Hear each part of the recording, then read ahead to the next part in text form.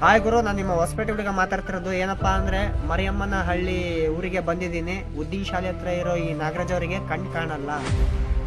ಪ್ರತಿ ತಿಂಗಳಿಗೆ ಒಂದ್ಸಲ ನಾನು ಬರ್ತಾನೆ ಇರ್ತೀನಿ, ಇವ್ರಿಗೆ ಸಹಾಯ ಮಾಡ್ತಾನೆ ಇರ್ತೀನಿ. ಇವರಿಗೆ ಸಹಾಯ ಮಾಡ್ಬೇಕನ್ನೋದು ಭಾಳ ಇಷ್ಟ, ಇವ್ರ ಸೇವೆ ಮಾಡ್ಬೇಕನ್ನೋದು ಭಾಳ ಇಷ್ಟ.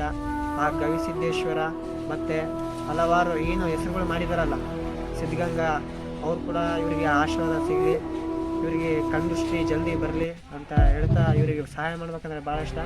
ಈ ಹೊಸಪೇಟೆ ಹುಡುಗನ ನೀವು ಬೆಳೆಸಿದ್ದೀರಾ, ನಿಮ್ಮ ಪರವಾಗಿ ಇವನಿಗೆ ತಿಂಗಳಿಗೆ ಒಂದ್ಸಲ ಆದರೂ ಬಂದು ನಾನು ಇವನಿಗೆ ಸಹಾಯ ಮಾಡ್ತಾನೆ ಇರ್ತೀನಿ.